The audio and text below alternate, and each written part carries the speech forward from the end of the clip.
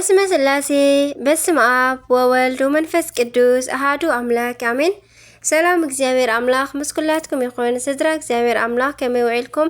አነ እግዚአብሔር ይመስገን። ክብሪ ይስፋሕ መድኃኔ ዓለም አቦይ ከምቲ ኣነ ጽቡቕ ዝወዓልኩ ድማ ጽቡቕ ውዒልኩም ክትኮኑ ናይ ኩሉ ግዜ ተስፋይን ትምኒተይን እዩ። አሜን። ስንክሳር ዘወርሃ ጥቅምቲ ዕለት 19 ስንክሳር ድሰምዕ ዘንብብ ፍቅሪ ጎይታ ኣብ ልቡ ይዕንብብ ሓለዋን ጸሎትን ናይ ቅዱሳን ደማ ይረክብ። ዝክረ ጻድቅ ለዓለም የሉ ዝኽሪ ናይ ጻድቅ ንዓለም ይዝነብር። ካብ ኩሉ ክፉእ ዘበለ ክትድሕኑ ንቅዱሳን ተማሕፀኑ አሜን። በስመ አብ ወወልድ ወመንፈስ ቅዱስ አሃዱ አምላክ አሜን። በዝለማዓንቲ ወርሓዊ በዓሉ ናይ ቅዱስ ገብርኤል እዩ። ጸለቱ ወበረከቱ ምስኩላትና ይኹን። አማላድነቱ ካባና ይፈለ አሜን። ከምኡውን ቅዱስ ይምርሃነ ክርስቶስ ንጉስ ጥቅምቲ 19 ወዲ ሰብ ንጉስ ተባሂሉ ቅዱስ ክበሃል አቤት ክደንቕ።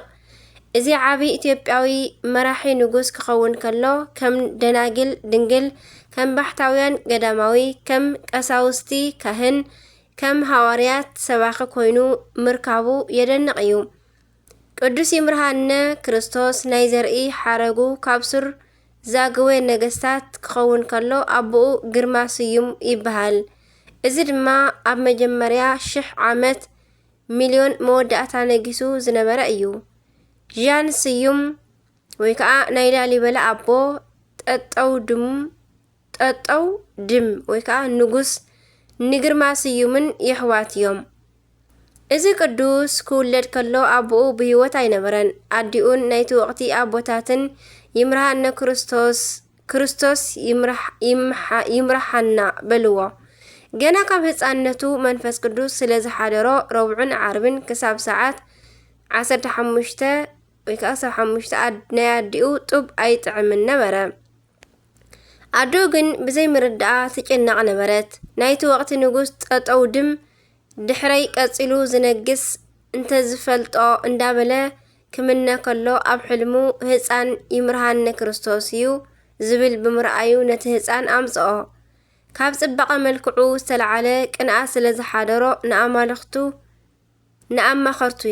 ንኣማኸርቱ እንታይ ክገብሮ በሎም። ንሶም ድማ እንተቐቲልካዮ እግዚአብሔር ብደሙ ክሓተካ እዩ፣ ግን ንኸይወርሰካ እንተደሊኻ ጓሳ ግበሮ በልዎ። ለውሃት ቅዱስ ዳዊት ካብ ጉስነት ከም ዝተጸውዐ ስለ ዝዘንግዑ እዩ። ድሕሪ 7 መዓልቲ ግን መጽዮም ኦ ንጉስ ፈጣሪ እንተ ኢሉ ዝተርፍ ነገር ስለ ዘየለ በቃ ስቑልካ ቅተሎ በልዎ። በታ ሰዓት ቅዱስ ሩፋኤል ካብ ሰማይ ወሪዱ ንኣዲኡ ንይምርሃነ ሃብኒ በላ። ኣደ እያሞ ጨነቓ ከዓ ከብዳ ምግባር ኣበያ። እቲ መልኣኽ ግን ከምዝሕልዎ ቃል ኣቲላ ካብ ላስታ ነፂቑ ካብ ሕቑፋ ማለት እዩ ኣብ ኢየሩሳሌም ኣብፅሖ። ቅዱስ ይምርሃነ ክርስቶስ ድማ ንዓመታት ተማሂሩ ዲቁና ተቐበለ። ኣብ ኣከባቢ ኢየሩሳሌም ድማ ብጾምን ብጸሎትን ተወሲኑ ንፈጣሪኡ እንዳገልገለ ወንጌል እንዳሰበኸ ናይ ጉብዝና ዕድሚኡ ከደም። ሓደ መዓልቲ ግን መድሓኒና ኢየሱስ ክርስቶስ ተገሊጹ ፍትወይ ይምርሃነ ሰበይቲ ተመርዒኻ ቅሽና ተቐቢልካ ኣገልግለኒ በሎ። እዚ ቅዱስ ነዚ ኣብ ሰምዐ ጊዜ ሓዚኑ ጎይታይ ናተይ ፈቓድስ ብድንግልና ከገልግለካ እየ ዝደሊ በሎ። ጎይታና ድማ ግዲ የብልካን ኩሉ ኣይተርፈካን እዩ ኢሉ ናብ ሓንቲ ሕዝባ ትበሃል ቅንዕቲ እስራኤላዊት ኣመልከቶ እሞ ቅዱስ ይምርሃነ ክርስቶስ ድማ ንቅድስቲ ሕዝባ ብተኽሊል ተመርዕዩ ቅሽና ተቐበለ። ግሩም ዘብሎ ግን ክልቲኦም ቅዱሳን ንልዕሊ 40 ዓመታት ኣብ ሓዳር ብድንግልና ምንባሮም እዩ። ንዝኣምን ኩሉ ይከኣል እዩ ከም ዝብል ቅዱስ መጽሓፍ። እዞም ቅዱሳን ሽዑ ንኣገልግሎት ናብ ግብፂ ወረዱ። ኣብኡ ንውሑድ ዓመታት ምስ ጸንሑ ቅዱስ ይምርሃነ ክርስቶስ ናብ ኢትዮጵያ ክምለስ ተለየ። ሓደ መዓልቲ ህዝቢ ተኣኪቦም ጸሎተ ኪዳን እንዳመርሐ ከሎ እግዚአብሔር ኣብ ወሃቤ ብርሃን እንትህብ እግዚአብሔር ኣብ ዝብል ምስ በጽሐ ናብ ሰማይ ብዓቢ ድምፂ ኣስምዐ። ካብ ሰማይ ድማ ኣቤት ዝወደይ ዝብል መልሲ መጸሉ ይምርሃነ ክርስቶስ ድማ እንታይ ደኣ አንታ ጎይታይ ኣብ ናይ ሰብ ሃገር ረሳዕኻኒ እንተበሎ ኣይረሳዕኹኻን ክቐትለካ ዝደሊ ንጉስ ሞይቱ እዩ እሞ ከድካ ንገስ ክብል ኣዘዞ። እዚ ቅዱስ ድማ ንሰበይቱ ህዝባ ሒዙ ላስታ ኣብ ዝበጽሐ ጊዜ እቶም ህዝቢ ብዕልልታ ተቐቢሎም ሽዑ አንገስዎ። ኣብኡ ድማ ን15 ዓመታት ቅዱስ ሩፋኤል እንዳረድኦ ሕብስትን ጽዋዕን ካብ ሰማይ እንዳወረደሉ ቀዲስዎ እዩ ሃገሩ ድማ መርሐም። ሓደ መዓልቲ ግን ሕማቕ መኸርቲ ተወሳኽቲ ሰበይቲ ዘይተአቱ እንተበልዎ ተቖጥዖም። ድሕሪኡ ድማ ንምንታይ ተቖጣዕኹ ኢሉ ሓዘነ። ስለዚ ሓሳቡ ድማ ሰማያዊ ህያቡ ተቋረጾ። እንዳበኸየ ንጎይታ እንተተማሕፀነ ጎይታና ድማ ስለዚ ሓሰቦ ክፉእ ሓሳብ ንምንታይ ተቖጣዕኹ ማለቱ ናብ ምኽሮም ምዝንባሉ የርኢ ስለዝነበረ ይቕረ ኢለልካ ኣለኹ። ነገር ግን ኣነ ናብ ዘርእየካ ቦታ እንተዘይከድካ ካልኣይ ጊዜ ኣይወርደልካን እዩ በሎ። እዚ ቅዱስ ንግዚኡ ቁሩብ እኳ እንተተኸራኸረ እሺ ኢሉ ብናይ ቅዱስ ሩፋኤል መራሒነት ሎሚ ናብ እንፈልጦ ኣካባቢ ከደ። ኣብኡ ድማ ንኣራዊት ብጸሎቱ ኣድኪሙ ንጠንቈልቲ ምሂሩ ነቶም ህዝቢ ድማ የእሚኑ ኣጥመቖም። ጎይታ ድማ ካብ ኢየሩሳሌም ብደመና እንዳጸዓንካ ኣብ ልዕሊ እዚ ማይ ቤት ስርሓለይ በሎ። ቅዱስ ይምርሃነ ክርስቶስ ድማ መስከረም 13 ዕለት ኣብ በዓለ ባስልዮስ ጀሚሩ ሰኔ 20 ኣብ በዓለ ህንጸታ ፈጺሙ ንታቦተ ገብርኤል ሰኔ 21 ቀደሶ። ቅዱስ ይምርሃነ ክርስቶስ ግን ኣብታ ቤታ እንዳቀደሰ ን25 ዓመታት ሃገር ኣመሓደረ። ሓደ ጊዜ ቅዱስ ሩፋኤል ነዚ ንጉስ ካብ ሰማይ ሕብስትን ጽዋዕን ከውርደሉ ከሎ ሓደ ባሕታዊ ርእዩ ንምንታይ ኢሉ ተቖጥዐ። እቲ መልኣኽ ግን ናይዚ ንጉስ ክብሪ ነጊርዎ እንዳዞርካ ስበኽ በሎ። በዚ ናይ ባሕታዊ ስብከት ድማ ካብ መላእ ዓለም ብዙሓት ኣሽሓት ሰባት መጺኦም ንቅዱስ ይምርሃነ ክርስቶስ ቀዲስካ ኣቁርበና ኢሎም ለመንዎ። እዚ ቅዱስ ድማ ከቁርቦም ከሎ ጊዜ ብምምሳዩ ንፀሓይ ኣቆማ። ቅዱስ ይምርሃነ ክርስቶስ ከምዚ ብዝበለ ጣዕሚ ህይወቱ ነቢሩ ን40 ዓመታት ንሃገርና ኣመሓዲሩ ጥቅምቲ 19 በዘለማዓንቲ ዓሪፉ ተቐብረ። ጎይታና ድማ ዝኽርኻ ዝገበረ ቤተ ክርስቲያንካ ዝተሳለመ ክምሕረልካ እየ በሎ። ረድኤት በረኸቱ ምስ ኩላትና ይኹን። ንቤቱ ንምስላም ንምርጋጽ ድማ የብቅዐና ኣሜን። عليكن آمين. كمون قدوس سماعت قدوس برتليميوس እዚ በርተሌሜዎስ ዝተባሃለ ሰማዕት ካብ ግብፂ ምዕራባዊ ክፍሊ ፍዩም ካብ ዝበሃል ሃገር ዝተረኽበ ሰማዕት እዩ። እዚ ድማ ኣብ ዘመነ ከሓዲ ዲዮቅልጥያኖስ ምስ ሰበይቱ ብሰማዕትነት ዝተቐተለ እዩ። ኣብቲ ዘመን ዝነበረ ከሓዲ ንጉስ ዲዮቅልጥያኖስ ስለዝነበረ ደም ክርስቲያን ከማይ የፍስስ ነበረ እሞ እዚ ቅዱስ በርተሌሜዎስን ሰበይቱን ክርስቲያን ምዃኖም ጥራይ ከም ወንጀል ተቆፂርዎም ተታሒዞም ኣብ ናይ ፍርዲ ኣደባባይ ቆሙ። ንሳቶም ድማ ኣብ ቅድሚ እቲ ከሓዲ ንጉስ ቀሪቦም ክርስቲያን ምዃኖም ብድፍረት መስከሩ። እቲ መኮንን ድማ ሰብኣይን ሰበይትን ብሂወት ከለው ዓሚቕ ጉድጓድ ኣኹዒቶም ኣብ ውሽጢ ክስንደው ኣዘዘ። ከምቲ ዝተኣዘዘ ድማ ብሂወት ከለው ናብቲ ዓሚቕ ጉድጓድ ተሰንዲዮም ጥቅምቲ 19 ሰማዕትነቶም ፈጺሞም ናይ ክብሪ ኣኽሊል ተጎናጸፉ። በዝለማዓንቲ ማለት ረድኤት በረኸቶም ይሕደረና ብጸሎቶም ይምሓረና ኣሜን ለይኩን። ኣቡነ ዮሃንስ ዝሃገረ ጸይለም ካብ እትበሃል ሃገር ዝተረኽቡ ኣቡነ ዮሃንስ ወለዶም አብርሃምን ሳራን ለውሃት በዓል ጸጋታት ነበሩ። ኣጋይሽ ብምቕባል ድማ ይተግሁ ነበሩ ክልክዕ ከም ኣቦና አብርሃምን ሳራን። ሓደ መዓልቲ 200 መነኮሳት ብምእንጋድ ተቐቢሎም ኣንገድዎም እሞ ምሸት እቶም ኣጋይሽ ወድኹም ኣበይ ኣሎ ኢሎም ሓተትዎም። ንሳቶም ድማ ቆልዓ ከም ዘይብሎም ምስ ነገርዎም እቶም መነኮሳት መሪቆም ሕያዋይ ቆልዓ ከም ዝወልዱ ነጊረሞም ከዱ። ድሕሪ ቁሩብ መዓልታት ድማ ሳራ ጸነሰት እሞ አቡነ ዮሐንስ ተወልዱ። በሃይማኖት ብምግባር ድማ አዕበይዎም። አቡነ ዮሐንስ ኣብ 17 ዓመቶም ካብ ወለዶም ተሓቢኦም ንመነኮሳት ተኸቲሎም ከይዶም ገዳም ኣተው። ኣብ በረኻ ከለው ድማ ኣቦኦም ስለ ዝዓረፉ ንወይኖም ተረፉ። ናይ ጸይለም ወተሃደራት ድማ ኣብ መንገዲ ረኺቦሞም ምስ ክልተ ኣዋልድ ኣሲሮም ወሰድዎም። ወተሃደራት ኣብ መንገዲ ከለው ንእንስሳታቶምን ንዕኦምን ዝሰትይዎ ማይ ሰኣኑ። ኣባ ዮሐንስ ድማ ብሓይሊ ፈጣሪየይ ኣብዚ በረኻ ማይ እንተኣፈልፊለልኩምስ ትፈትውኒ ዲኹም ኢሎም ሓተትዎም። ወተሃደራት ድማ ክለቅዎም ምስ ተሰማምዑ ኣባ ዮሐንስ ብስም ፈጣሪኦም ጸልዮም ማይ ኣፈልፈሉ። እቶም ወተሃደራት ድማ ከምዚ ዝበለሞ ከቶ ካብ ዝኾነ ኣይንረክብን ኣይንፍንውን ኢሎም ናብ ሃገሮም ጸይለም ወሰድዎም። ነገር ግን ናብ ሃገሮም ዓቢ መቕዘፍቲ መጾም እሞ ንኣቡነ ዮሐንስ ዝሓዞም መራሒኦም ድማ ምስ ቤተሰቡ ሞተ እሞ ሰበይቱ ጥራይ ተረፈት።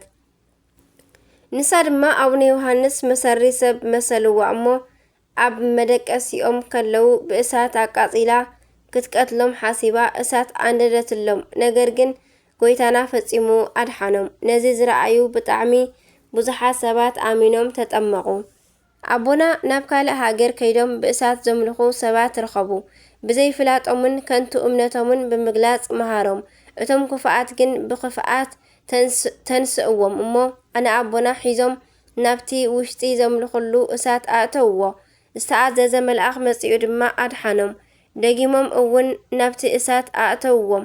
ሕጂ እውን እቲ መልኣኽ ኣድሒንዎም ብሰላም ወፁ። ንሳልሳይ ግዜ ድማ ናብቲ ውሽጢ እሳት ኣእተውዎም። ሕጂ እውን መልኣክ ኣድሒንዎም ብሰላም ወፁ። ኩሉ ማዮም ድማ ናብ ደምነት ለወጠሎም። ነዚ ዝረኣዩ ኩሎም ኣሚኖም ተጠመቑ። 400,000 ሰባት ድማ ብኢድ ኣቦና ዮሐንስ ተጠመቑ። ኣቡነ ዮሐንስ ድማ ነቶም ዝተጠመቑ ኣህዛብ ቤተ ክርስቲያን ሰሪሖምሎም ብዙሕ ምስ ኣገልገልዎም ኣገድሎም ፈጺሞም ጥቅምቲ 19 በዛ ልማዓንቲ ብሰላም ዓረፉ። ረድኤት በረኸቶም ይሕደረና ብጸሎቶም ይምሓረና ኣሜን። ጥቅምቲ 19 ዝኸበሩ ቅዱሳን ዓመታዊ በዓላት ቅዱስ ይምርሃነ ክርስቶስ ጻድቅ ንጉሰ ኢትዮጵያ፣ ቅዱስ ዮሐንስ ጸይለም፣ ኣባ ስምዖን ገዳማዊ፣ ቅዱሳን በርተሎሜዎስን ሰበይቱን ሰማዕታት፣ ኣበው ኤጲስቆጶሳት ንሳምሳጢ ዘወገዙ ጻድቃን እለ መጥራ። ወርሓዊ በዓላት ድማ ቅዱስ ገብርኤል ሊቀ መላእክት፣ ቅዱስ ኤስድሮስ ሰማዕት፣ ኣቡነ ኣብየ እግዚእ ጻድቅ፣ ኣቡነ ስነ ኢየሱስ፣ ኣቡነ ዮሴፍ ብርሃነ ዓለም። ፍቑራትየ ስለዚ ካብ ምምላኽ ጣዖት ህደሙ ከም ነስተውዓልቲ እየ ዝዛረብ ዘለኹ። ነዚ ዝብሎ ዘለኹ በዓላትኩም ፍረድዎ። እታ ንሕና ንባርኻ ናይ በረኸት ጽዋዕ ምስ ደም ክርስቶስ ሕብረት ዘለዋ ዶ ኣይኮነትን? እታ እንቆርሳ እንጌራስ ምስ ስጋ ክርስቶስ ሕብረት ዘለዋ ዶ ኣይኮነትን? ካብ ሓንቲ እንጌራ ተማቒልና ኢና እሞ ሓንቲ እንጌራ ካብ እትኸውንሲ ንሕና ብዙሓት ከነስና ሓደ ስጋ ኢና ይብል ቀዳማይ ቆሮንጦስ ምዕራፍ 14 ክሳብ 18። በረከት ቅዱሳን ምስ ኩላትና ይኹን ኣሜን። ከምኡውን ናይ 20 ጥቅምቲ ስንክሳር ንቐጽል። በስመ አብ ወወልድ ወመንፈስ ቅዱስ አሐዱ አምላክ አሜን። 20 ጥቅምቲ ዕረፍቱ ንቅዱስ ኣባ ዮሐንስ ሓጺር እዩ። በረከቱ ይሕደረና። ዓብይ ናይ ብርሃን ኣቦ ቅዱስ ዮሐንስ ሓጺር ወዲ 18 ዓመት ምስ ኮነ ናይ ዓለም ነገር ንዒቑ ፍቓድ እግዚአብሔር ኮይኑ ንስድርኡ ተፋንዩ ወፂኡ ዋዲ ኣልጥራን ኣብ ዝርከብ ሻሂት ስቲብ ናብ ዝተብሃለ ገዳም ኣምረሐ። ኣብዚ ገዳም ኣባ ቢምዋ ወይ ከዓ ባይሞይ ቢንዋይ ዝተብሃሉ ናይ ኣባ ዮሐንስ ተውልዲ ቅዱስ ኣቦ ረኸቡ። ይቕረታ ዝተብሃሉ ኣባ ባይሞይ ቢምዋ ዝተብሃሉ ናይ ኣባ ዮናስ ተውልዲ ቅዱስ ኣቦ ረኸቡ። ምስ ረኸቦም ኣብቲ ገዳም ምስኦም ንከነብርን ንኸመን ክስዎምን ወዲ መዝሙሮም ንኽኸውንን ሓተትዎም እሞ ኣባ ብምዋውን ናይዚ መንእሰይ መንፈሳዊ ጥንካረ ንምግምጋም ዕላማኡ ንምርዳእ ወደይ ምሳና ክትነብር ኣይትኽእልን ምክንያቱ በረኻ እዩ ኣዝዩ ኣሸጋሪ እዩ ከምኡውን ናይ ጾምን ናይ ጸሎትን ጊዜታት ብጣዕሚ ብዙሕ እዩ ካብ ዝብላዓሉ ዘይብላዓሉ ጊዜ ይበዝሕ ካብ ንድቅሰሉ መሬት እውን ኣብ ቀላጥ መሬት እዩ ናይ ምንኩስና ናብራ ሕጉ ብዙሕ እዩ ናብ ዝመጻኻዮ ዓለም ተመለስ እሞ ብፍቕሪ ስድራኻ ተሓቒፍካ ንበር በሎ መንእሰይ ዮሃንስ ሓጺር ግን በጃኹም ካብዚ ኣይትስጎጉኒ ብምሕረት እግዚአብሔርን ብናትኩም ጸሎት እዚ ምግባር ኣይብርታዓንን ብናትኩም ትእዛዝን መምህርሕነትን ክነብር ፈቃደኛ እየ ኢሉ ለመኖም ኣባ ባይሞይ ከምቲ ስርዓት ገዳም ናይ ዝመንእሰይ ጉዳይ ክግለጸሎም ምእንቲ ናብ እግዚአብሔር ጸሎት ገበሩ ጸሎቶም በጺሑ መልአክ እግዚአብሔር ተገሊጹ ንሱ ንስተመርጸ ንጹህ ክኸውን እዩ ተቐበሎ በሎም ኣባ ባይሞይ እውን ካብዚ መልእኽቲ ንድሓር ናይ ዮሃንስ ጸጉሪ ላጸይዎ ልብሲ ምንኩስና ንኸልብስዎ እውን 3 መዓልትን 3 ለይትን ክጽልይሉ ጸንሑሞ መልአክ እግዚአብሔር ኣብ ልዕሊ እቲ ልብሲ ብትእምርተ መስቀል ከማዕትብ ተመልከተ ልብሲ ምንኩስና ኣብ ዘልብሰሉ ዝነበሩ ጊዜ ቅዱስ መልአክ ብማእከሎም ይመሓላለፍ ነበረ መንእሰይ ቅዱስ ዮሃንስ ትሕትና ክመሃር ምእንቲ ተወሳኺ ክፍትንዎ ኣባ ባይሞይ ካብታ ብሓንሳብ ዝነበረላ በዓቲ ኣውፂኦም ማዕጾ ብውሽጢ ዓጸውዎ ስለዚ ዝሃብዎ ምኽንያት ምስኦም ክነብር ከም ዘይክእል እዩ ነይሩ ቅዱስ ዮሃንስ እውን ብዘይ ዝኾነ ተቃውሞ ብጾምን ብጸሎትን ጸኒዑ ን7 መዓልቲ ኣብ ማዕጾ ኣባ ባይሞይ ብዘይ ጽልኢ ብትዕግስቲ ጸንሐሞ ኣባ ባይሞይ በብመዓልቱ ካብ በዓቲ ብዝወጸሉ ጊዜ ቅዱስ ዮሃንስ ብትሕትና ኣብ እግሮም ተንበርኪኹ ሓጢኣተኛ እየ ይቕረበሉለይ በሎም ብሻብዓይቲ መዓልቲ እዞም ኣቦ ንቅዳሴ ናብ ቤተ ክርስቲያን ክኸዱ ሓሓደአን ናይ 7 ናይ ክብሪ ዘውዲ ኣኽሊል ዝሓዙ 3 ቅዱሳን መላእኽቲ ንዮሃንስ ሓፂር ከቢቦሞ ኣብ ልዕሊ ርእሱ ኣኽሊል ከንብሩሉ ተመልከተ ካብዛ ሰዓት እዚኣ ጀሚሩ ዮሃንስ ሓፂር ካብ ዕድመ ዝጸገቡ ኣቦታት ዝበልጽ ዝኸበረ ኣቦ ኮይኑ ንምንባር በቕዐ ኣባ ባይሞይ እውን ስለ ትሕትናኡን ስለ ትዕግስቱን መንፈሳዊ ፍቕሪ ሓደሮም ሓደ መዓልቲ ድማ ኣባ ቢምዋ ቅዱስ ዮሃንስ ንቑፅ ዕንፀይቲ ወሲዱ ንኽተክልን ማይ ንኸስትያን ኣዘዞ ዋላ እኳ እቲ ማይ ዝቕድሓሉ ቦታ ርሑቕ እንተኾነ ንመምህሩ ኣኽብሮት ዘለዎ ዮሃንስ ሓፂር ግን ብተኣዛዝነት ነታ ዕንፀይቲ ተኺሉ 12 ማይልስ ርሕቐት ብምምልላስ ማይ እንዳምፀአ ኣብ መዓልቲ 2 ጊዜ የምፅእ ነበረ ከምዚ እንዳገበረ ን3 ዓመታት ምስ ጸንሐ እታ ንቕፅቲ ዕንፀይቲ ለምሊማ ፍረ ኣፍርያ ናይ ገድሉ ፍረ ካብ ዝገመተቶ ንላዕሊ ዝኾኖ ኣባ ብምዋውን ናይዛ ገረብ ፍረ ሒዙ ናብ መነኮሳት ብምኻድ ህንኩም ናይ ተኣዛዝነት ፍረ ብልዑ እንዳበለ ንኹሎም ኣቦታት ሃቦም እግዚአብሔር ኣብ ቅዱሳን ሓዲሩ ከምዚ ዓይነት ፍረ ከምዚ ፈርዩ ይገብር ከምዚ ዓይነት ፍረ ኣብ ቅዱሳኑ ሎምን ክሳዕ ዘለዓለምን የንብር አሜን ልዑል እግዚአብሔር ስሙ ዝኸበረን ዝተመስገነን ይኹን አሜን ለይኩን እዛ ገረብ ክሳዕ ሎሚ ብናቱ ስም ዝተገደመ ገዳም ኣብ ውሽጡ ትርከብ መናእሰይ ናይ ቤተ ክርስቲያን ኣገልገልቲ ናብ ኣባ ባይሞይ በመምጻእ ንምንኩስና እንተመጽኦም እንታይ ክገብሩ ከም ዘለዎም መስሓተትዎ ናብ ኣቦና ዮሃንስ ሓፂር ይልእክዎም ነበሩ ኣባ ዮሃንስ ሓፂር እውን ካብ ዝሕፍር ነገር ረሓቑ ንርእስኹም ኣትሕት ኣብሉ ንስጋኹም ግዝኡ ኣይተሓጎሱ ጎይታናን መድሓኒናን ኢየሱስ ክርስቶስ ኣብ ወንጌል እቲ ንህይወቱ ከድሕና ዝደሊ ከጥፋእ እዩ እቲ ንህይወቱ ምእንታይን ምእንቲ ወንጌልን ዘጥፍኣ ግና ዘጥፍኣ ግን ከድሕና እዩ ንሰብ ኩሉ ረቢሑ ነፍሱ እንተዳኣጥፍአ እንታይ ይጠቕሞ ሰብ በጃ ነፍሱ እንታይ ዘይመሃበ ስለዚ ኣብዚ ዘማውን ሓጥን ዝኾነ ወለዶ እዚ ብዓይን ብቓሌን ዝሓፈረ ወዲ ሰብ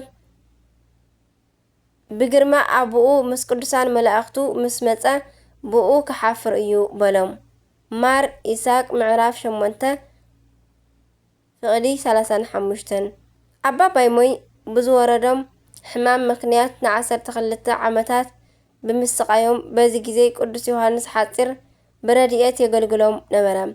ኣባ ቢምዋ ናይ ምድራዊ ህይወቶም ፍጻሜ ምብፅሑ ኣብ ዝተረድእሉ ኣቦ ንቅዱስ ዮሃንስ ምስ ጸለዩልን ምስ መረቕዎ ዳሕራይ ምስኦም ንዝነብሩ ኣቦታት ናይ ቅዱስ ዮሃንስ ኪድ ሒዞም ሰብ ከይመስለኩም ንሱ መልኣኽ እዩ ሓልውዎ ተኣዘዝዎ ኢሎም ምስ ተዛረቡ ካብዚ ዓለም ብሞት ተፈልዩ። ኣባ ዮሃንስ ኣብ በዓቶም ተዓፂዮም ተወሲኖም ብዝነበረሉ ግዜ ሓደ መነኮስ ክረኽቦም ናብ በዓቶም ምስ ኣተወ ቅዱሳን መላእኽቲ ክንፎም ኣብ ዙርያኡ ዘርጊሖም ከቢቦሞ ረኣዮም። እግዚአብሔር ንቅዱስ ዮሃንስ ከገልግሎ ምእንቲ ሓደ ክርስቲያን ለኣኸሉ። ዕለተ ዕረፍቱ ብዝበፅሓሉ ግዜ ከፍልጥዎ ምእንቲ እግዚአብሔር ንኣባ መቃርስን ንኣባ እንጦንዮስን ለኣኸሎም። ሕማም ብዝተሰምዖ ግዜ ናብ ከባቢኦም ዘሎ ቦታ ንረድኦም ለኣኽዎ። ብድሓር ቅዱሳን መላእኽቲ መፂኦም ነፍሱ ናብ ሰማይ የዕረግዋ። እቲ ዝተለኣኸ ካብቲ ዝተለኣከ ምስ ተመልሰ ቅዱሳን መላእኽትን ካልኦት ቅዱሳንን ብሓድነት ኮይኖም ብዝማሬ ናይ ቅዱስ ዮሃንስ ነፍሲ ዓጂቦማ ክኸዱ ረኣዮም። ካብ ማእከሎም ሓደ ከም ፀሓይ ዘብርህ መልኣኽ ናብኡ መፂኡ እዚ ኣባ ጳኩሚስ እዩ፣ እዚኣ ድማ ኣባ መቃርስ እዩ፣ እዚ ድማ ከም ፀሓይ ዘብርህ ኣባ መነኮሳት ዝተባህለ ቅዱስ እንጦንዮስ እዩ እንዳበለ ነገሮ። ረድኡ ናብ ናይ ቅዱስ ዮሃንስ በዓቲ ምስ ኣተወ ቅዱስ ዮሃንስ ኣብ ጸሎት እንከሎ ዓሪፉ ረኸቦ።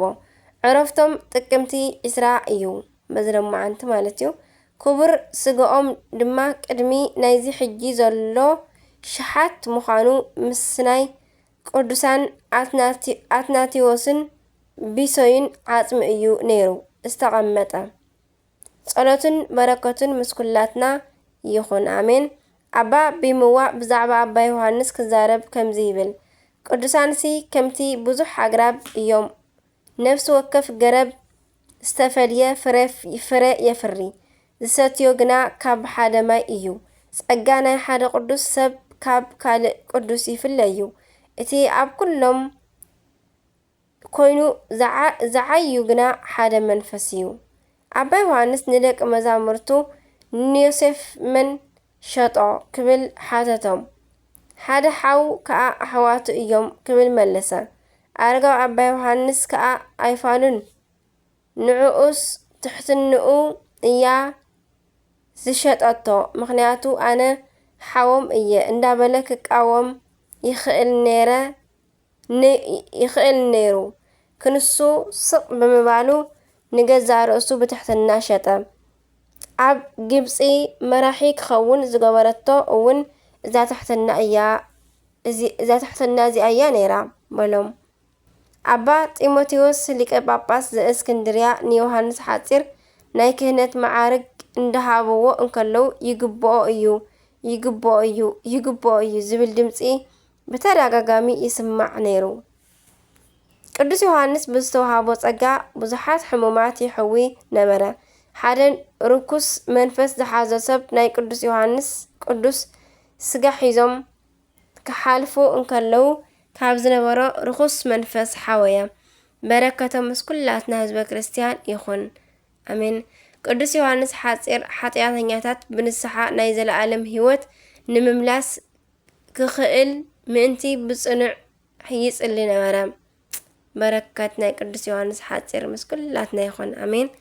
ከምኡውን ቅዱስ ኤልሳዕ ነቢ ሓደ ካብ ናይ እስራኤል ነቢያት ካብ ሕርሻ ንቅዱስ ኤልሳዕ ዝተተከለ ዝተከተለ መናኒ ጥሪት ዝተባሃለ ብድንግልናዊ ህይወት ዝነበረ ናይ ዓብይ ነቢ ኤልያስ መንፈስ ዕፅፊ ዝኾነሉ ብጣዕሚ ብዙሕ ተኣምራት ዝገበረ ብህይወቱን ብዓጽሙን ምውታን ዘተንስአ ዓብይ ነቢ ኣቦ እዩ። ቅዱስ ኤልሳዕ ብጣዕሚ ነዊሕ ርእሱ እቱ ዝበለ ብጣዕሚ ነግሬታ ቅዱስ ኤልሳዕ ብጣዕሚ ነዊሕ ርእሱ እቱ ዝበለ በራሕ ወይ ከዓ ብራሕ ዝበለ ርእሲ ቅጥን ዝበለ ገጹ ቅጥን ዝበለ ዘይስሕቕ ሽማግለ ነበረ። ኣምላከ ቅዱሳን ናይ ሓፂር ናይ ቅዱስ ዮሃንስ ሓፂርን ትሕትናኡ ትዕግስቱን ቅንዕነቱን ተኣዛዝነቱን ይዓድለና በረከቱ ድማ ይሕደረና ብበረከቱ ይባረኸና ጸሎቱ ይትርደአና ኣሜን። ዕለት ጥቅምቲ 20 ዝኽበሩ ዓመታዊ ናይ ቅዱሳን በዓላት ድማ ቅዱስ ዮሃንስ ሓፂር፣ ቅዱስ ኤልሳዕ ነቢ፣ ኣባ ባይሞይ። ወርሓዊ በዓላት ድማ ቅዱስ ዮሃንስ ሓፂር፣ ቅዱስ አክሎግ ቀሲስ፣ ቅዱስ አፄ ካሌብ ጻድቅ ንጉሰ ኢትዮጵያ፣ አባ አማኒዮስ ዘሃገረ ቶና፣ ቅድስቲ ሳድጅ የዋሒት፣ ቅዱስ ወክቡር ማር ቴዎድሮስ ሰማዕት። በረከት ናይ ቅዱሳን ኩሎም ይሕለረና አሜን። ከምኡውን ናይ 21 ጥቅምቲ ስንክሳር ንቕጽል። በስመ አብ ወወልድ ወመንፈስ ቅዱስ አሐዱ አምላክ አሜን። 21 ጥቅምቲ ወላዲተ አምላክ ቅድስት ድንግል ማርያም አዴ ምስኩላትና ትኹን አሜን። በስመ አብ ወወልድ ወመንፈስ ቅዱስ አሐዱ አምላክ አሜን። ጥቅምቲ 21 አምላክ በድንግልና ዘወለደት እመቤትና ቅድስት ድንግል ማርያም በተአምራት ንወድ መዝሙር ማትያስ ካብ እስር ቤት ዘድሓነትሉ ዕለት እዩ። ከምኡ ድማ ንኹሎም ኣብ እስር ቤት ናብ ጭንቅን ዘለው ኣብ ማእሰሪ ኃጢአትን ኣብ ማእሰርትን ዘለው ከምኡ ተውፀልና አሜን። ዓብይ ጻድቅ አቡነ አላኒቆስ ዕረፍቶም እዩ። ነቢ ቅዱስ ኢዩኤል እውን ዕረፍቲ እዩ። ጎይታና ካብ ሞት ዘተንስኦ አልዓዛር ናይ ስጋኡ ፍልሰት ኮነ። ከምኡውን በዚ ዕለት ዳግማዊ ቆስጠንጥኒዮስ ዝተባሃለ ኣብ ናይ ንጉስና ኣብ ናይ አፄ ዳዊት ዘመን ዝነበሩን ምስኦም ድማ ጽቡቕ ርክብ ዝነበሮም ናይ ኢየሩሳሌም አባ ዮሐንስን ዓረፉ። በረከቶም ሕደረና ኩሎም ቅዱሳን አሜን። ነቢ ቅዱስ ኢዩኤል እዚ ቅዱስ ነቢ ድማ ንደቂ እስራኤል ዝምህርን ዝግስጽን ነበረ። ስለ ጎይታናን አምላኽናን መድሓይናን ኢየሱስ ክርስቶስ ኣብ ኢየሩሳሌም ምንባርን ናይ ህይወት ትምህርቲ ምምሃሩን ብትንቢት ተዛረበ። ከምኡውን ጎይታና ስለ ዝቕበሎ መከራ ትንቢት ተዛረበ። ኣብ ልዕሊ ሃዋርያትን 72 ኣርድእትን ኣብ ልዕሊ 36 ቅዱሳን ኣንስትን ንናይ መንፈስ ቅዱስ ምውራድ ከምዚ ክብል ተዛረበ። ብስጋዊ ብደማዊ ንኹሉ ሰብ ካብ መንፈሰይ ክሕድረሉ እየ። ኣዋልድ ደቅኹምን ኣወዳት ደቅኹምን ትንቢት ክዛረቡ ሓለቓታቶም ሕልሚ ክሓልሙ እዮም።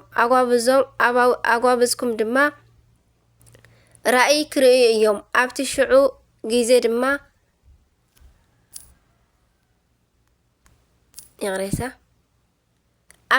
ጊዜ ድማ ካብቲ ጎቦታት መዓር ኮረቢት ጸባ ክፈስስ እዩ። ኣብ ጥቓ ቤት እግዚአብሔር ካብ ዘለው ሃገራት ይሁዳ ኩሉ እቲ ምንጪ ካብ ላዕሊ ናብ ታሕቲ ክፈስስ እዩ። ነቢ ኢዩኤል ደጊሙውን ምውታት ኣብ ዝትንስእሉ ጊዜ ስለ ዝኸውን ናይ ፍርዲ ሰዓት ትንቢት ክዛረብ ከሎ ፀሓይን ወርሕን ክጽልምቱ እዮም፣ ከዋኽብቲ ድማ ብርሃኖም ክጠፍእ እዩ በለ። ነቢ ናይ ትንቢቱ ወርሓት ምስ ፈጸመ ንእግዚአብሔር ኣገልግሉ በዛ ዕለት ብሰላም ዓረፈ። ረድኤት በረኸቱ ይሕደረና ብጸለቱ ይምሓረና አሜን። ከምኡውን ናይ ኢየሩሳሌም አባ ዮሐንስ ካብ ቁኑዓት ክርስቲያን ቤተሰብ ተወሊዶም ንናይ ቤተ ክርስቲያን ትምህርቲ ተማሂሮም ዝዓበዩ ብመዓርገ ቅሽና ንቤተ ክርስቲያን ዘገልግሉ ዝነበሩ አባ ዮሐንስ ብጾም ብጸሎት ምጽዋት ብምሃብ ድማ ንድኻታት ብምርዳእ ብስብከቶም ከዓ ብጣዕሚ ይፍለጡ። ድሕሪ ብዙሕ ተጋድሎኦም ድማ ሊቀ ጳጳስ ናይ ኢየሩሳሌም ኮኑ። ሰባት ድማ ስለ ቅድስናኦም ብጣዕሚ ይፈትውዎም ነበሩ። እዞም ጻድቅ ንእግዚአብሔር ብትግሃት እናገልገሉ ከለው ሊቀ ጳጳሳት ናይ እስክንድርያ አባ ማርቆስን አባ ዮሐንስን ናብ ኢትዮጵያ ብምልአኽ ንአፄ ዳዊት ክልምንዎም ነገርዎም። አስላም ኣብ እስክንድርያ እናዓመፁ ምስ አሸገሩ ንጉስ ናይ ኢትዮጵያ አፄ ዳዊት ከይዱ ፈዲዎም ነበረ። ድሕሪኡ ድማ ዳግም አፄ ዳዊት ንእስላም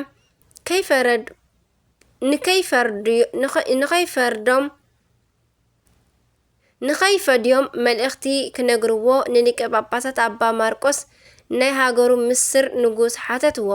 አባ ማርቆስ ድማ ናብ ናይ ኢትዮጵያ ንጉስ አፄ ዳዊት ዝለኣኸሉ ሰባት ካብ መኳንንት ካብ ኤጲስቆጶሳትን ምስ ናይቲ ሃገር ዓበይቲ ሽማግለታት ተማኺሩ ንናይ ኢየሩሳሌም ንአባ ዮሐንስን ንናይ ሃገረ ምስር አባ ሳዊሮስን ብኣስተውዓልነቶም ብፍልጠቶምን ብቅድስናኦምን መሪፆም ናብ ኢትዮጵያ ለኣኽዎም። ንሳቶም ድማ ክልተ ቅዱሳት ተኣዘዝቲ ኮይኖም ናብ ሃገርና መፁ። ንጉስ አፄ ዳዊት ድማ ብምምፅኦም ኣብ ሰምዐ ግዜ ብጣዕሚ ደስ ኢልዎ ንዓሽከራቱ ኣኸቲሉ ወፂኡ ከይዱ ኣኽቢሩ ተቐበሎም። ካብኣቶም ድማ በረኸት ተቐበለ። ንሳቶም ድማ ንናይ አባ ማርቆስ ደብዳቤ ሃብዎ። አፄ ዳዊት ድማ ነቲ ደብዳቤ ተቐቢሉ አንቢቡ ንሊቀ ጳጳሳት ተኣዛዚ ቃል ምዃኑ ገለጸሎም። ድሕሪዚ ድማ አባ ዮሐንስን አባ ሳዊሮስን ናብ ሃገረ ስብከቶምን ህዝቦምን ተመሊሶም ክኸዱ ኣይገደፎምን። ስለ ጣዕሚ ቅድስናኦምን ትምህርቶምን ብጣዕሚ ፈቲዎም እዩሞ ብኡ ድማ ከም መላእኽቲ ኮይኖም እዮም እሞ ድሕሪ ቁሩብ ወርሓት ድማ ንአባ ዮሐንስ ካብዚ ድኻም ዓለም ከዕርፎም እግዚአብሔር ፈትዩ እዩሞ ንእሽቶ ሕማም ምስ ረኸቦም ዓረፉ። ናይ አባ ዮሐንስ ረድኤት በረኸቶም ይሕደረና ብጸለቶም ይምሓረና አሜን። ከምኡውን ናይ ቅዱስ አልዓዛር ፍልሰተ ስጋኡ። እዚ ቅዱስ አልዓዛር ካብ ዝመውት ድሕሪ 4 መዓልቲ ጎይታና ካብ ሞት ዘተንስኦን ተኣምሩ ዝገበረሉን ክኸውን ከሎ ንሱ ድማ ንወንጌል እናሰበኸ ፍሉያት ተኣምራት እናገበረ ንክርስትና ኣስፋሕፈሐ። ኣብታ ዝተሸመላ ቆጵሮስ ከተማ ድማ ናይ መጀመርያ ጳጳስ ብምዃን ንእግዚአብሔር ኣገልጊሉ መጋቢት ዕለት 17 ብሰማዕትነት ዓረፈ። ቅዱስ አልዓዛር ብሰማዕትነት ምስ ዓረፈ ድሕሪ ብዙሕ ዘመን ካብ ማእከል ነገስታት ክርስቲያን ሓደ ንናይ ቅዱስ አልዓዛር ስጋ ኣብ ቆጵሮስ ከም ዘሎ ኣብ ሰምዐ ግዜ ካብ ደሴት ቆጵሮስ ናብ ቆስጠንጥንያ ኣፍለሶ። ከፍልስዎ ኣብ ዝፈተው ግዜ ድማ ኣብ ውሽጢ ዝኸበረ ናይ እምኒ ሳፅን ኮይኑ ኣብ ውሽጢ ምድሪ ተቐቢሩ ረኸብዎ። ኣብ ልዕሊኡ ድማ ከምዚ ዝብል ጽሑፍ ነበረ። እዚ ኣብ ውሽጢ መቃብር ዘሎ ድሕሪ 4 መዓልቲ ካብ ምውታን ፈልዩ ንዘተንስኦ ክብሪ ይኹነሞ ፈታዊ ናይ ጎይታናን ኣምላኽናን ኢየሱስ ክርስቶስ ዝኾነ ናይ ቅዱስ አልዓዛር ስጋ እዩ። ነዚ ጽሑፍ ኣብ ዘንበቡ ግዜ ድማ ደስ ኢልዎም ተሸኪሞም ናብ ሃገረ ቁስጥንጥንያ ወሰድዎ። ኩሎም ካህናት ድማ ብዝማሬ ብክብሪ ተቐበልዎ። ኣብ ጽቡቕ ቦታ ኣቐሚጦም በዛ ዕለት በዓል ገበርሉ። ረድኤት በረኸቱ ይሕደረና ብጸለቱ ይምሓረና አሜን። ከምኡውን ሐዋርያ ቅዱስ ማትያስ ኣብ ክንዲ ናይ ኣስቆሮታዊ ይሁዳ ምስ ተተክአ ሰብ ናብ ዝበልዑ ሰባት ሃገር ከይዱ ወንጌል ምእንቲ ክሰብኽ ዕጫ በጽሖ። እዚ ሃገር ድማ እስኩቴስ ዝተባሃለት ናይ ሩስያ ክፍሊ ከም ዝኾነት ናይ ቤተ ክርስቲያን ታሪክ ጸሓፍቲ ይዛረቡ። ማትያስ ድማ ናብዞም ሰብ ዝበልዑ ሰባት ሃገር ምስ በጽሖ ዓይኑ ኣውፂኦም ኣሰርዎ። ምግቦም ድማ ናይ ጋሻ ሰብ ስጋ ነበረ። ብናይ ልማዶም መሰረት ጋሻ ሰብ ገና ምስ ሓዝዎ ዓይኑ ኣውፂኦም ናብ እስር ቤት እዮም ዘእትዎ ዝነበሩ። ስጋብ 30 መዓልቲ ድማ ሳዕሪ እንዳብልዑ ከም ከፍቲ የቐምጥዎ።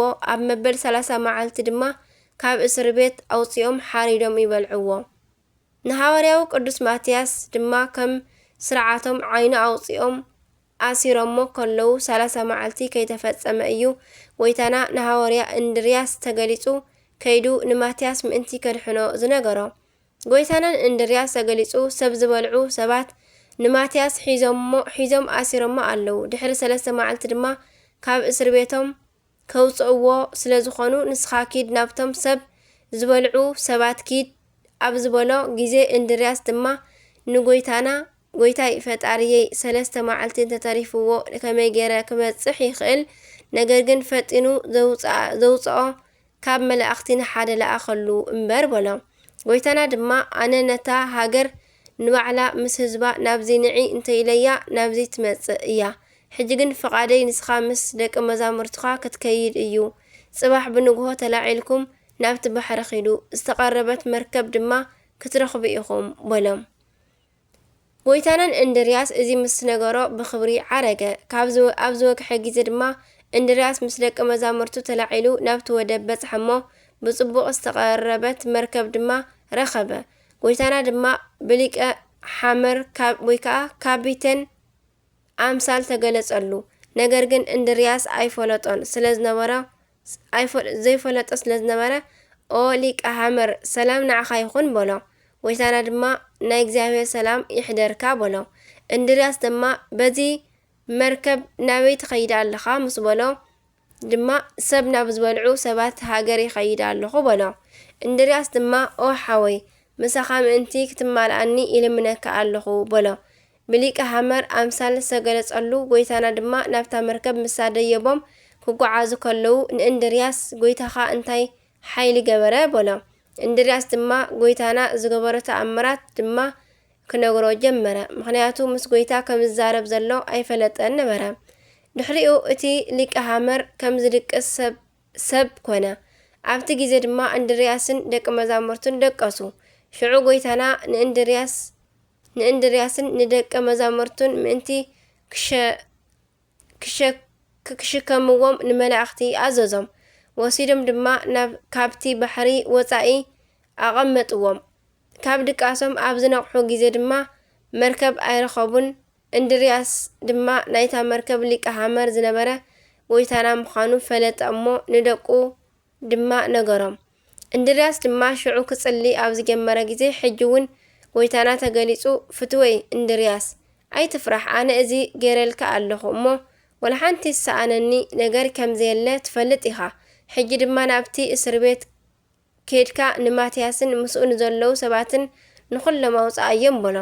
እንድርያስ ድማ ደቁ ሒዙ ናብታ ከተማ ብምእታው ማትያስ ናብ ዝተኣሰረሉ እስር ቤት ምስ በጽሐ እቲ እስር ቤት በርሀ ባዕሉ ድማ ተኸፈተሉ። ንማትያስ ምስ ደቂ መዛሙርቱ ኣብቲ ውሽጢ እስር ቤት ረኸቦም እሞ ሰላምታ ምስ ተዋሃቡ ብዙሕ ኣዕለሉ። እንድርያስ ድማ ንማትያስ ድሕሪ 2 መዓልቲ ኣውፂኦም ከም እንስሳ ሓሪዶም ክበልዑኒ እዮም በልካ ብጎይታና ዝረአናያ ነታ ምስጢር ዶ ረሲዕካያ ኣብ ዝተዛረብክዋ ግዜ ሰማይን ምድርን ይነዋወፅ እዩኮ በሎ።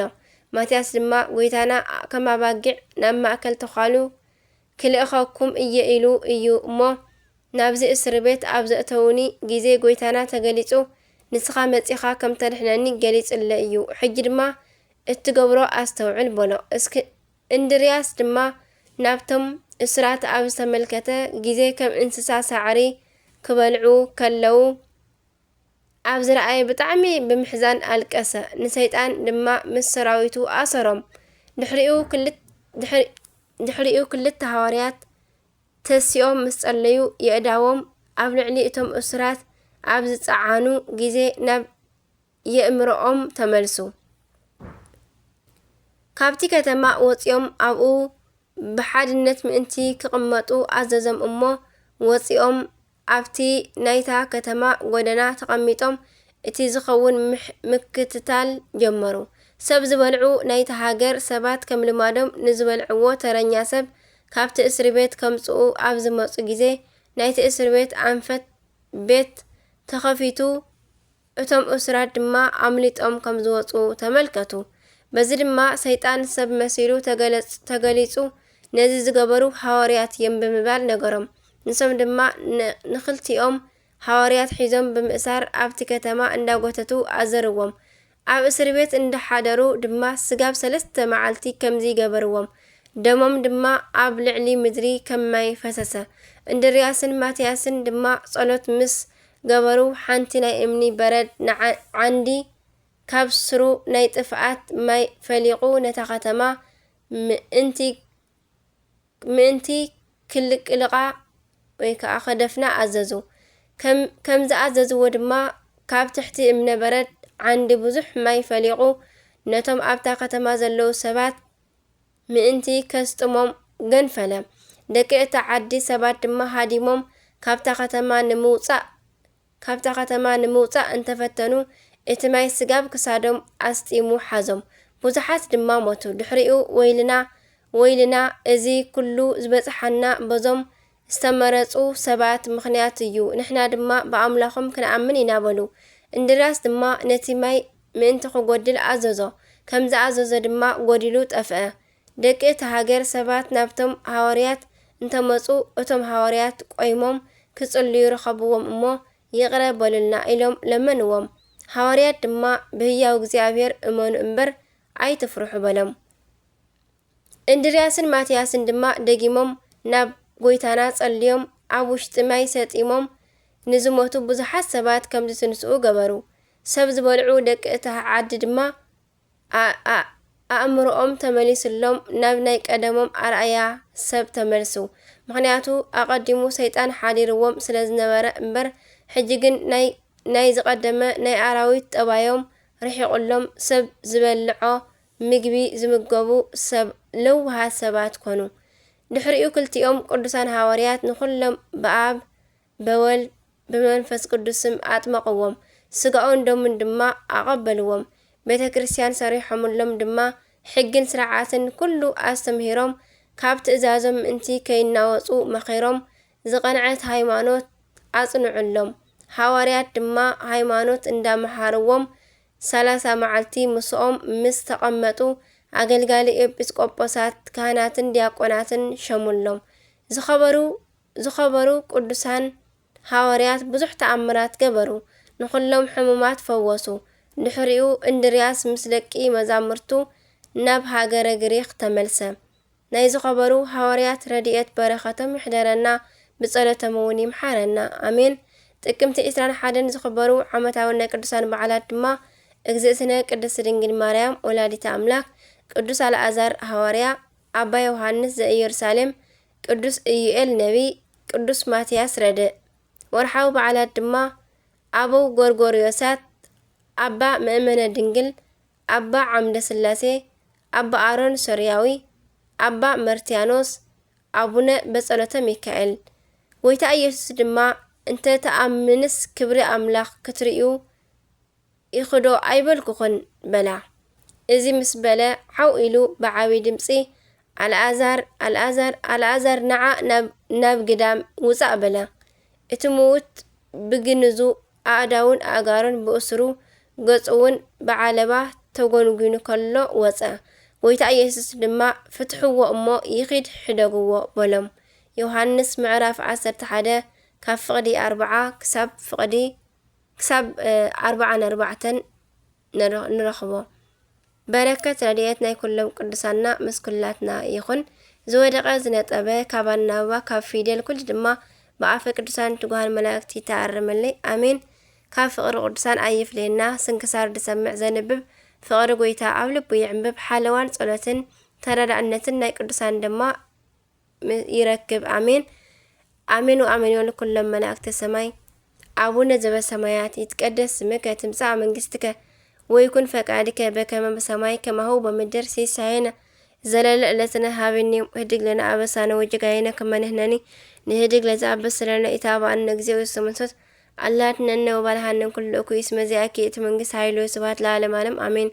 በሰላም ቅዱስ ገብርኤል መልአክ እግዝእት የማርያም ሰላም ለቺ ድንግል በህልናች ወድንግል በስጋች እግዚአብሔር ጽባኦት ሰላም ለቺ ቡሩክት አንቲ ማለት ቡሩክ ፍሬ ከርስኪ ተፈሥሒ ፍሥሕት ኦ ማርያም እንተጸጋ መልእተ ውዳሴ መልእተ ሞገስ መልእተ ኩሉ እግዚአብሔር ምስሌኪ ሰአሉ ጸልይ ምህረተ እንቲአነ ምህረተ ኩሉ ዓለም ሀበ ፍቅር ወልድቺ ኢየሱስ ክርስቶስ ከመይ ይስረለና ኃጣዊነ ተማሂፀነ ከተማፀነ መክዳንቺ አሜን። ስብሐት ለእግዚአብሔር ወለወላዲቱ ድንግል ወለመስቀሉ ክቡር አሜን አሜን ለይኩን።